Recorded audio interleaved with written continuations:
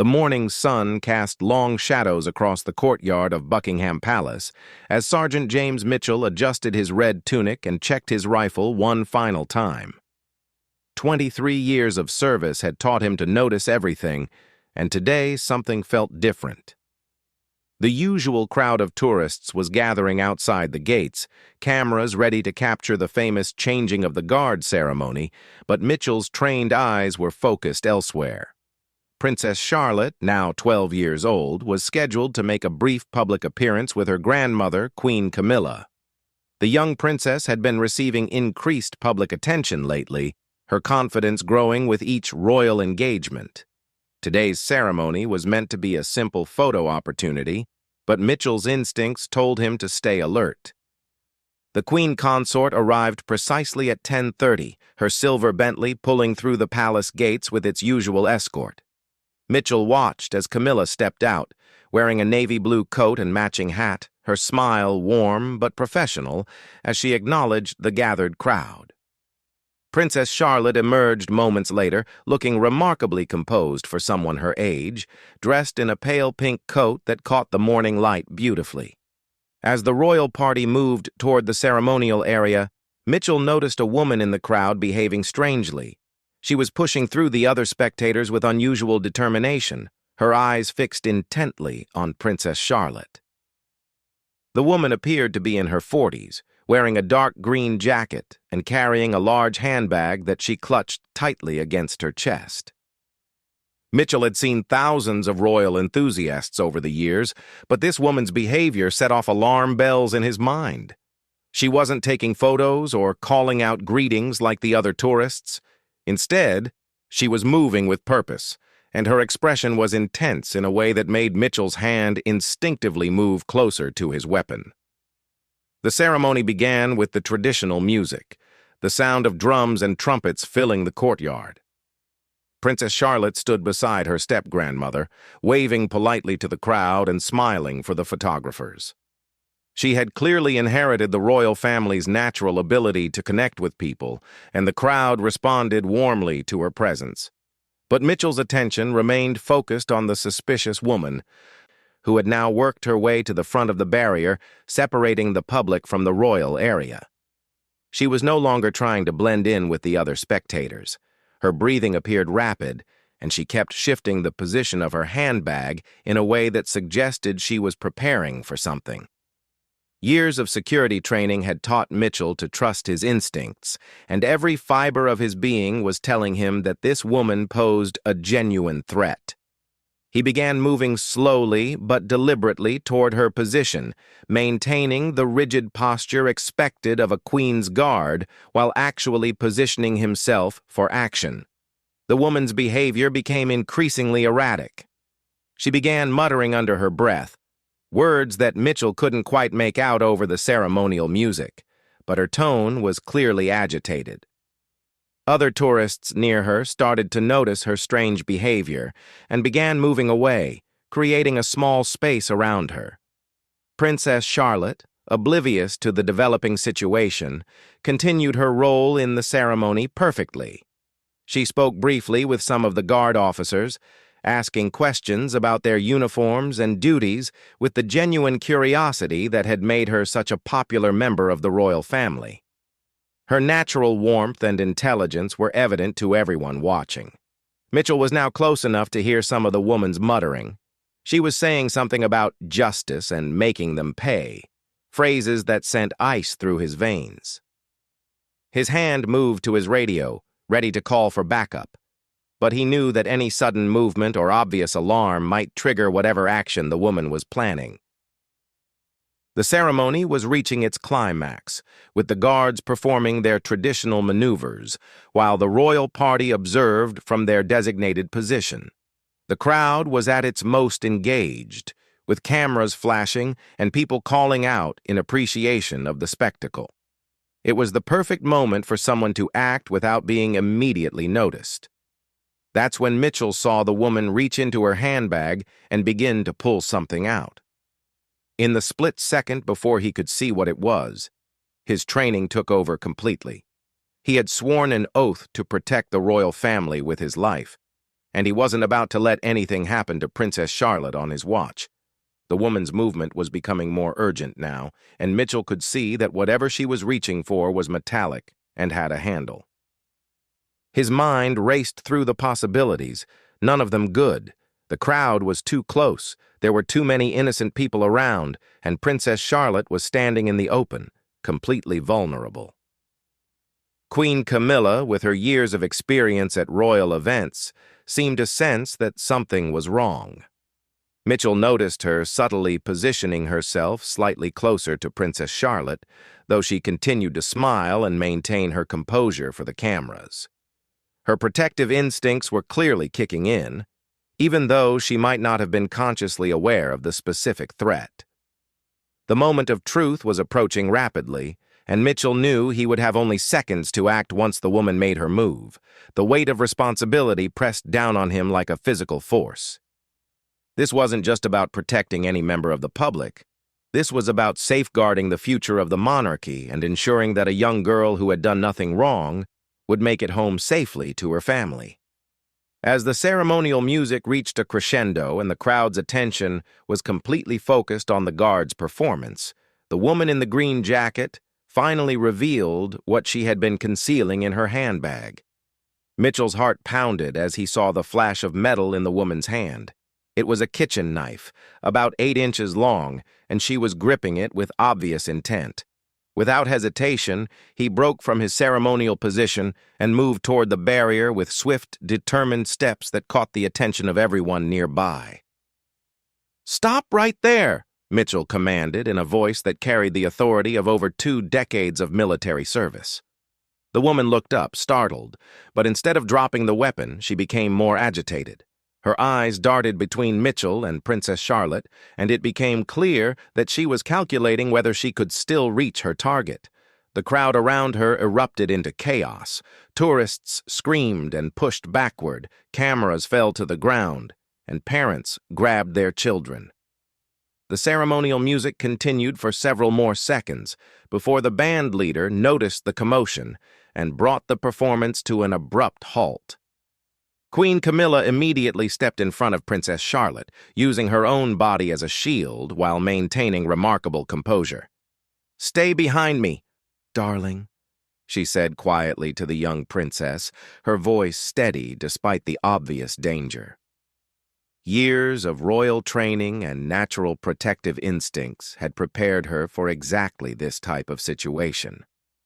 Mitchell reached the barrier just as the woman made her move. She lunged forward, trying to climb over the metal railing that separated the public from the royal area. Her movements were clumsy and desperate, but the knife in her hand made her extremely dangerous. Mitchell didn't hesitate. He grabbed her wrist with one hand and used his other arm to pin her against the barrier. "Drop the weapon now!" he shouted, applying pressure to her wrist until her fingers opened and the knife clattered harmlessly to the ground. The woman struggled violently, screaming incoherently about conspiracies and injustices that existed only in her troubled mind. It became clear that she was suffering from some form of mental illness that had fixated on the royal family. Other security personnel arrived within seconds, having been alerted by the commotion. They helped Mitchell secure the woman while palace medical staff attended to several tourists who had been knocked down in the panic. The entire incident had lasted less than 2 minutes, but it had felt like an eternity to everyone involved. Princess Charlotte, protected by Queen Camilla's quick thinking and Mitchell's decisive action, had witnessed the entire event, but remained remarkably calm. Her royal training was evident even at her young age. She understood that showing fear or panic would only make the situation worse for everyone around her. "Is everyone all right?" Princess Charlotte asked, her voice steady but filled with genuine concern for the people who had been frightened by the incident. It was a response that impressed everyone present and demonstrated the maturity and compassion that would serve her well in her future royal duties. Queen Camilla placed a reassuring hand on her step-granddaughter's shoulder. "Everyone is safe now, thanks to Sergeant Mitchell and his team," she said, making sure to publicly acknowledge the guard's heroic actions. She understood the importance of showing gratitude and ensuring that credit was given where it was deserved. The woman was led away by security personnel, still ranting about imagined grievances and conspiracies. It later emerged that she had been struggling with severe mental health issues and had become obsessed with the royal family through social media and conspiracy websites that had distorted her perception of reality. Mitchell returned to his position, though his hands were still shaking slightly from the adrenaline rush.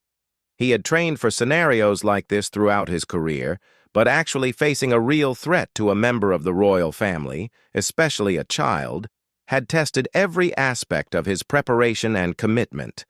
The remaining tourists were asked to move back while additional security measures were put in place. Many of them approached palace staff to express their gratitude for Mitchell's quick action and to ask about the well-being of the royal family members. The incident had shown them firsthand the very real dangers that public figures face and the dedication of the people who protect them. As the immediate crisis passed, Queen Camilla made a decision that surprised many observers. Rather than immediately retreating to the safety of the palace, she chose to continue with the planned public engagement, albeit with enhanced security measures. She understood that showing fear or allowing the actions of one disturbed individual to disrupt their duties would send the wrong message to both the public and potential future threats. "We must show that we will not be intimidated," she explained to her security detail. "The British people deserve to see their royal family, and we cannot let the actions of one troubled person change that." Her decision was controversial among security personnel, but it demonstrated the courage and commitment to duty that had always characterized her approach to royal responsibilities. Princess Charlotte, following her step-grandmother's example, also chose to continue with the engagement. She spent time speaking with some of the tourists who had been affected by the incident, thanking them for their understanding and apologizing for the frightening experience they had endured. Her grace and maturity in handling the situation earned widespread admiration. The media, who had captured much of the incident on camera, faced a difficult decision about how to report the story. While the public had a right to know about security threats to the royal family, there was also concern about inspiring copycat attacks or giving too much attention to the disturbed individual who had caused the incident. Mitchell found himself at the center of media attention, something he had never experienced before and wasn't entirely comfortable with. Reporters wanted to interview him about his split-second decision to break protocol and intervene directly. Palace officials worked to balance his privacy with the public's interest in understanding how the security system had worked effectively to prevent a potential tragedy in the weeks following the incident. The aftermath proved to be as significant as the event itself. Mitchell found himself facing an unexpected challenge when several tourists who had witnessed the confrontation came forward with their own accounts of what had happened. While most praised his quick action, one particular visitor claimed that Mitchell had used excessive force in subduing the woman with the knife. This visitor, a middle-aged man named Robert Davidson from Australia, had been recording the ceremony on his phone when the incident occurred. He alleged that Mitchell had been unnecessarily rough in his handling of the mentally ill woman and had violated her rights in the process. Davidson's complaint gained attention on social media, where he posted edited clips of the incident that seemed to show Mitchell being aggressive toward someone who appeared vulnerable and confused. The palace found itself in a delicate position. On one hand, Mitchell had potentially saved Princess Charlotte's life and deserved recognition for his heroism. On the other hand, they had to address legitimate concerns about the treatment of a person with mental health issues and ensure that their security protocols met the highest standards of professionalism and respect for human rights. Queen Camilla took an active role in defending Mitchell's actions. She had witnessed the entire incident firsthand and understood better than anyone how quickly the situation could have turned tragic. "Sergeant Mitchell acted with both courage and appropriate restraint," she stated publicly. "He neutralized a genuine threat while ensuring that no one was seriously harmed. His actions were exemplary." Princess Charlotte, despite her young age, also spoke up in support of the guard who had protected her. In a carefully worded statement prepared with the help of palace communications staff, she expressed her gratitude to Mitchell and emphasized the importance of supporting those who put themselves at risk to protect others. The investigation into the incident was thorough and transparent. Security camera footage from multiple angles was reviewed, witness statements were collected, and use-of-force experts analyzed Mitchell's actions. The conclusion was unanimous. Mitchell had acted appropriately given the circumstances and had used the minimum force necessary to neutralize a genuine threat to the royal family. The woman who had carried the knife, identified as Margaret Stevens, was receiving treatment for her mental health issues. It emerged that she had been struggling with paranoid delusions for several months and had fixated on conspiracy theories about the royal family that she had encountered online. Her family expressed gratitude that she had been stopped before she could hurt herself or others. Robert Davidson's allegations gradually lost credibility as more complete footage of the incident became available and witnesses provided additional context about the genuine danger that had been present. Several mental health advocates actually praised Mitchell for his restraint, noting that he had subdued Stevens without causing her any serious injury, despite the immediate threat she posed. The incident led to important discussions about several broader issues. Mental health advocates used it as an opportunity to highlight the need for better support systems for people struggling with psychological problems, particularly those who might be influenced by online conspiracy theories and misinformation. Security experts analyzed the incident as a case study in effective threat response. Mitchell's quick recognition of suspicious behavior and decisive action became a training example for other protection personnel. The incident demonstrated the importance of trusting experienced guards' instincts and giving them the authority to act when they perceive genuine threats. The royal family's response to the incident also became a subject of study and admiration. Queen Camilla's decision to continue with public engagements despite the security scare was seen as an example of courage and commitment to duty. Princess Charlotte's mature handling of the situation and her support for the guard who had protected her earned widespread respect. Mitchell himself initially struggled with the attention and controversy surrounding his actions. He had always seen his job as straightforward: protect the royal family and maintain security. The sudden media spotlight and public debate about his split-second decision was overwhelming and stressful.